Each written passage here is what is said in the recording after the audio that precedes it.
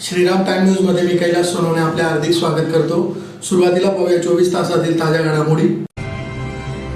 स्वातंत्र्यवीर वीदा सावरकर यांच्या जयंतीनिमित्त भारतीय जनता पार्टी धुळे महानगरतर्फे अभिवादनाचा कार्यक्रम संपन्न। पोलीस प्रशिक्षण केंद्रातील 9 पोलीस प्रशिक्षणार्थी माजी सैनिकाचा हृदयविकाराच्या झटक्याने मृत्यू।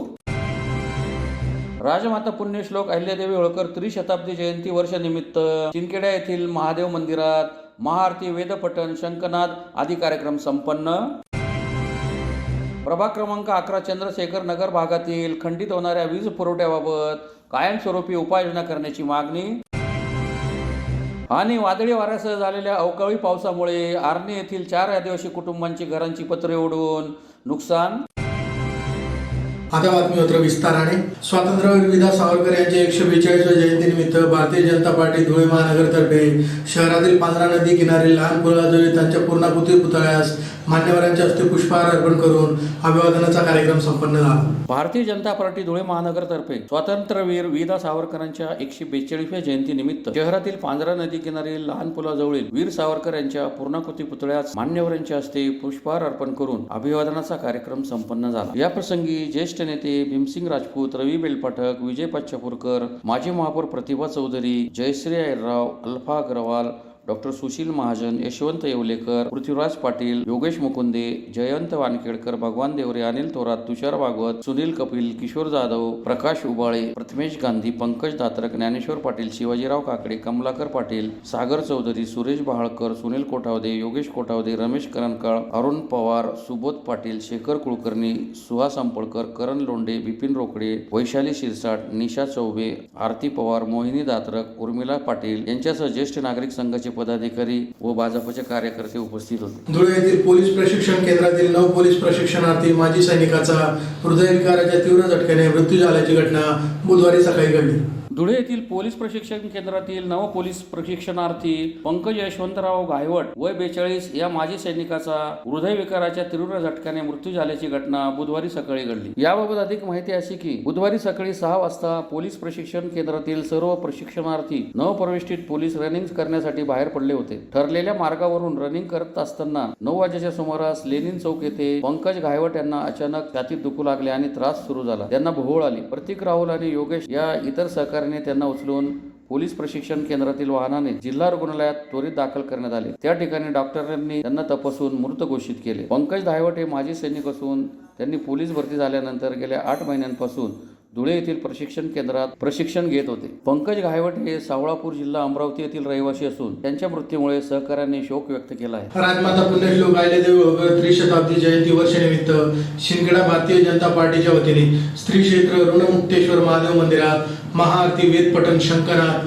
शिवस्तोत्र पठण व शिवपिंडीची भस्मार्जन पूजा करण्यात आली। लोकमाता पुण्यश्लोक अहिल्यादेवी होळकर यांच्या जयंती त्रिशताब्दी निमित्त शिंदखेडा भारतीय जनता पार्टीच्या वतीने श्री क्षेत्र ऋणमुक्तेश्वर महादेव मंदिर, जनतानगर येथे बुराई नदीवरील मंदिरात महाआरती तसेच वेदपठण, शंखनाद, शिवस्तोत्र पठण व शिवपिंडीस भस्मार्जन पूजा करण्यात आली। प्रथमतः लोकमाता अहिल्याबाईंचे प्रतिष्ठान असलेल्या महादेवाची महाआरती करण्यात आली। महादेवाला लघु रुद्राभिषेकासह भस्मार्जन पूजा करण्यात आली। लघु रुद्राभिषेकावेळी ग्रामोपाध्याय हेमंत ठेटे तथा शिवकथाकार प्रकाश जाधव हे उपस्थित होते। महाआरतीनंतर गटनेते अनिल वाडखेडे यांनी अहिल्याबाई होळकरांच्या प्रतिमेचे पूजन करीत महादेव, गणेश व माता पार्वती यांच्या पुतळ्यास माल्यार्पण करून महाआरतीस सुरुवात केली। निर्धार भाजप महायुती सरकारचा परमपूज्य अहिल्यादेवी होळकर यांच्या गौरवाचा या टॅगलाईन खाली महाराष्ट्र शासनाने अहिल्यादेवी होळकर यांचे जन्मस्थळ चौंडी क्षेत्र विकास आराखडा 681 कोटी रुपयांचा मंजूर करण्यात आला आहे। संपूर्ण भारतामध्ये अहिल्यादेवी होळकरांची जयंती साजरी केली जात आहे। यात प्रामुख्याने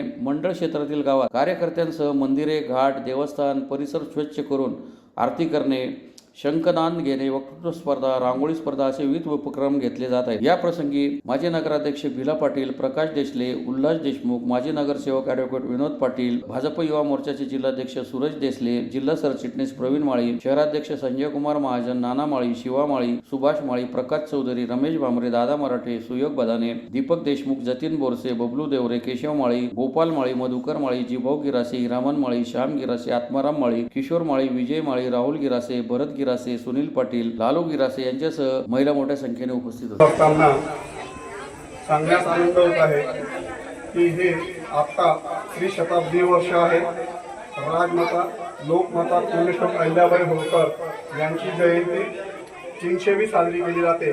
त्यानिमित्त हा महाआरतीचा कार्यक्रम आयोजित करण्यात आलेला होता. राजमाता पुण्यश्लोक अहिल्यादेवी होळकर यांचा जन्म 1725 साली 31 मे चौंडी महाराष्ट्र राज्यातील खानकर आता अहिल्यापूर नगरमध्ये खानकर जवळ चौंडी गावात झाला. त्यांच्या वडिलांचं नाव होतं मानकोजी शिंदे आणि आईचं नाव होतं सुशीलाबाई. अहिल्याबाई होळकर साधारण त्या काळच्या प्रथेनुसार एक 8 वर्षाच्या असताना त्यांचा विवाह झाला 1733 मध्ये. आणि 8 वर्षापूर्वी एका महादेवाच्या मंदिरामध्ये त्यांचे जे सासरे होते मल्हारराव होळकर हे दर्शनाला आल्यानंतर जात असताना त्यांनी अहिल्यादेवी होळकरांना बघितलं आणि सरळ त्या मुलीला सून करण्याची मागणी करून ते त्यांची सून करून घेतली. आणि त्यानंतर 1754 साली बघा उन्हापूर्वी 30 वर्षाच्या 29 वर्षाच्या कालखंडामध्ये या लोकमाता राजमाता अहिल्याबाई होळकरांना वैधव्य प्राप्त झाला. त्यांचे जे खंडेराव होळकर होते हे पती युद्धामध्ये मारले गेले. अहिल्यादेवी त्या काळच्या प्रथेनुसार सती जाणार होत्या, परंतु मल्हारराव होळकरांनी त्यांना सती जाण्यापासून वाचवले. त्या काळात तो प्रचंड कसा काळ होता आणि आपला वारसा कोणीतरी टिकवावा म्हणून मल्हारराव होळकरांनी सगळी सूत्रे अहिल्यादेवी होळकरांकडे दिली. आणि सन 1761 मध्ये ज्यावेळेस त्यांनी कारभार सांभाळला त्यावेळेस 1761 मध्ये पुन्हा त्यांच्या सासूबाई ज्या होत्या गौतमाबाई यांचं निधन झालं. त्यानंतर उन्हापुऱ्या 5 वर्षाच्या काळात त्यांचे सासरे मल्हारराव होळकर यांचंही निधन झालं. नंतरच्या काळखंडात जर बघितलं तर पुन्हा वर्षभराच्या काळामध्ये त्यांची मुलगी, त्यांचा नातू आणि त्यांचे जावई यांचंही निधन झालं. म्हणजे या माऊलीने त्यांच्या हयातीमध्ये एकूण घरच्या अत्यष्टांचे 7 मृत्यू बघितलेले असून एवढं दुःख पचवून जनकल्याणकारी कार्य या माऊलीने केलेलं आहे. धुळे शहरातील प्रभाग क्रमांक 11 चंद्रशेखर आझाद नगर भागात वीज पुरवठा वारंवार खंडित होत असल्याने नागरिक त्रस्त झाले आहेत. तसेच हमाल मापाडी प्लॉटमध्ये विद्युत पोल जीर्ण झाल्याने नवीन पोल बसवावेत. तसेच खंडित होणाऱ्या वीज पुरवठ्याबाबत कायमस्वरूपी उपाययोजना कराव्यात अशी मागणी प्रभागातील नागरिकांतर्फे पारा रोडवरील वीज वितरण कंपनीच्या सहाय्यक अभियंत्यांना निवेदनाद्वारे करण्यात आले. धुळे शहरातील प्रभाग क्रमांक 11 चंद्रशेखर आझाद नगर भागात वीज पुरवठा वारंवार खंडित होत असल्याने नागरिक त्रस्त झाले. तसेच हमाल मापाडी प्लॉटमध्ये विद्युत पोल जीर्ण झाले असून ते नवीन बसवण्यात यावेत व खंडित होणाऱ्या वीज पुरवठ्याबाबत कायमस्वरूपी उपाययोजना करण्यात याव्यात अशी मागणी प्रभागातील नागरिकांतर्फे पारोळा रोडवरील वीज वितरण कंपनीच्या सहाय्यक अभियंत्यांना निवेदनाद्वारे करण्यात आली आहे. निवेदनात म्हटले आहे की चंद्रशेखर आझाद नगर भागात वारंवार वीज पुरवठा खंडित होण्याचे प्रकार सुरू आहेत. परिणामी नागरिक जेरीस आले आहेत. तरी पावसाळा सुरू होण्यापूर्वी विद्युत तारांवरील वाढलेली झाडे झुडपे काढण्याची कारवाई त्वरित करावी. झाडांमुळे तारा एकमेकांना लागून ट्रिप होतात. परिणामी नागरिकांच्या घरातील टीव्ही, फ्रीज, पंखे खराब होत आहेत. हमाल मापाडी परिसरात एकच ट्रान्सफॉर्मर असून त्यावर लोड वाढल्याने ट्रान्सफॉर्मर खराब होतो. यामुळे या भागात स्वतंत्र ट्रान्सफॉर्मर बसवण्यात यावे. शिवाय हमाल मापाडी प्लॉट भागातील विद्युत पोल अतिशय जीर्ण झाले असून ते केव्हाही कोसळण्याची भीती आहे. यातून जीवितहानी होण्याची शक्यता नाकारता येत नाही. त्यामुळे तातडीने विद्युत पोल बदलण्याची कारवाई करावी. अन्यथा आंदोलनाच्या माध्यमातून नागरिकांचा तीव्र रोषाला सामोरे जावे लागेल असा इशारा देण्यात आला आहे. यावेळी रजनीश निंबाळकर, राजेंद्र पाटील, पंकज दात्रक, अशोक गिळे, योगेश चौधरी, सौरभ गवळी, सचिन मराठे, संदीप रणमळे, दर्शन कुलकर्णी, विनोद रणमळे आदी उपस्थित होते. मी रजनीश अशोक निंबाळकर भारतीय जनता पार्टीच्या वतीने आज आम्ही चंद्रशेखर आझाद नगराच्या वतीने प्रभाग क्रमांक 11 मध्ये वाकारकर नगर, हमाल मापाडी प्लॉट, नित्यानंद नगर, नाटेश्वर सोसायटी राहिलेल्या बाकीच्या ज्या 26, 29, 35 कॉलनी आहेत आमच्या त्या भागाच्या वतीने आम्ही आज पारा रोडच्या साहेबांना निवेदन द्यायला आलेलो आहे. या सब स्टेशनमधून आमच्या पूर्ण 40 ते 42 कॉलन्यांना विद्युत पुरवठा होत असतो. पण हा विद्युत पुरवठा गेल्या 6 महिन्यापासून वारंवार खंडित होतोय. कारण याला कारण असं आहे की इथले जे साहेब आहेत त्या साहेबांचं लक्ष एरियावर बिलकुल नाही आहे. ते फक्त कॅबिनमध्ये बसून असतात. आता नेटकाच पावसाळा सुरू झालेला आहे. दरवर्षी पावसाळ्यामध्ये 2 महिनाभर अगोदर झाडांची छाटणी होते, कापणी होते. पण आमच्या भागातलं एकही झाड आतापर्यंत त्या साहेबांनी कापणी केलेली नाही आहे, छाटणी केलेली नाही. त्यामुळे काय होईल, फांद्यांच्या वादळामुळे, फांद्यांच्या घर्षणामुळे हे लाईट परत ड्रीप होत राहील आणि त्याच्यामुळे आम्हाला नागरिकांना याचा सगळ्यांना त्रास होणार आहे. त्यामुळे आम्ही साहेबांना विनंती केलेली आहे की साहेब तुम्ही आमच्या भागातले जे जीर्ण झालेले पोल आहेत तेही बदलवून द्या, वायरिंगचा प्रश्न तोही सॉल्व्ह करा आणि झाडांची छाटणी करून आमच्या भागातील नागरिकांना तुम्ही न्याय द्या. आमच्या भागाला स्वतंत्र डिप्पी हवी. आमचा अर्धा हमाल मापाडी भाग त्याकडून नटराज टॉकीच्या सबस्टेशनवरून टाकलेला आहे, बाकीचा अर्धा भाग वर्धा रोडून टाकलेला आहे. असा अन्याय आमच्यावर केलेला आहे. तर आम्ही आमची मागणी केलेली की आम्हाला स्वतंत्र 300 kVच्या वरची डिप्पी टाकून मिळावी. तसंच आम्ही आमदार साहेबांनाही निवेदन दिलेलं आहे अनुपभाई यांना की आम्हाला एक स्वतंत्र डिप्पी लावून मिळावी. त्या दृष्टिकोनातून प्रयत्न करावेत.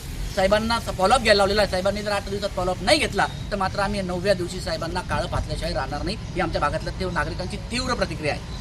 धुळे शहरासह तालुक्यात मंगळवारी वादळी वाऱ्यासह झालेल्या अवकाळी पावसामुळे तालुक्यातील आर्णी येथे 4 आदिवासी कुटुंबाची घराची पत्रे उडून घरात पाणी घुसून नुकसान झाले असून संपूर्ण कुटुंब उघड्यावर आले आहे. धुळे शहरासह तालुक्यातील अनेक गावात वादळी वाऱ्यासह अवकाळी पाऊस झाल्यामुळे तालुक्यातील आर्णी येथील गोरगरीब आदिवासींच्या 4 घरांची पत्रे उडून गेल्यामुळे त्यांचे अन्नधान्य भिजून मोठे नुकसान झाले. ते 4ही कुटुंब उघड्यावर आले. जिल्ह्यासह तालुक्यात मंगळवारी वादळी वाऱ्यासह झालेल्या अवकाळी पावसामुळे अनेक ठिकाणी घरांचे नुकसान झाले असून शेतकऱ्यांना मोठ्या आर्थिक संकटाला सामोरे जावे लागत आहे. तालुक्यातील आर्णी गावातील Ganesh bill, Bansilal bill, Shamrao bill आणि नंदू बिल यांच्या घरकुल योजनेअंतर्गत मंजूर झालेल्या घरांची पत्रे या वादळात उडून गेली. या घरांमध्ये साठवलेले अन्नधान्य इतर संसार उपयोगी सामान पावसामुळे पूर्ण भिजले गेले. वादळी वाऱ्याचा जोर इतका होता की उडून गेलेली पत्रे जवळपास 100 ते 200 मीटर अंतरावर जाऊन पडली. याशिवाय गावात आणखी एका झोपडीवर झाड कोसळल्याने त्या झोपडीतील सगळ्या वस्तूंचे नुकसान झाले. सुदैवाने झोपडीमध्ये कोणी उपस्थित नसल्यामुळे जीवितहानी टळली. जोरात आला, वादळ आली, त्याच्यामुळे माझे जे घरकुल भेटलेलं होतं सरकारकडून त्यांना पत्र वगैरे बरोबर टाकले होते वरून, पण पावसामुळे सगळं उडून सैनी तिकडे बाजूच्या गल्लीमध्ये नदीच्या किनाऱ्यावर जाऊन पडले. त्याच्यामुळं आता सरकारने आम्हाला काहीतरी मदत करायला पाहिजे अशी माझी नम्र विनंती सरकारला. पुन्हा एक नजर ठळक घडामोडींवर. स्वातंत्र्यवीर विदा सावरकर यांच्या जयंतीनिमित्त भारतीय जनता पार्टी धुळे महानगरतर्फे अभिवादनाचा कार्यक्रम संपन्न. पोलीस प्रशिक्षण केंद्रातील 9 पोलीस प्रशिक्षणार्थी माजी सैनिकाचा हृदयविकाराच्या झटक्याने मृत्यू. राजमाता पुण्यश्लोक अहिल्यादेवी होळकर त्रिशताब्दी जयंती वर्षानिमित्त चिनखेडा येथील महादेव मंदिरात महाआरती, वेदपठण, शंखनाद आदी कार्यक्रम संपन्न. प्रभाग क्रमांक 11 चंद्रशेखर नगर भागातील खंडित होणाऱ्या वीज पुरवठ्याबाबत कायमस्वरूपी उपाययोजना करण्याची मागणी. आणि वादळी वाऱ्यासह झालेल्या अवकाळी पावसामुळे आर्णी येथील 4 आदिवासी कुटुंबांची घरांची पत्रे उडून नुकसान. याचबरोबर श्रीराम टाइम न्यूजची बातमीपत्र संपली. दिवसभरातील ताज्या घडामोडींसाठी पाहत राहा श्रीराम टाइम न्यूज. भेटूया पुढील प्रसारणात. तोपर्यंत नमस्कार.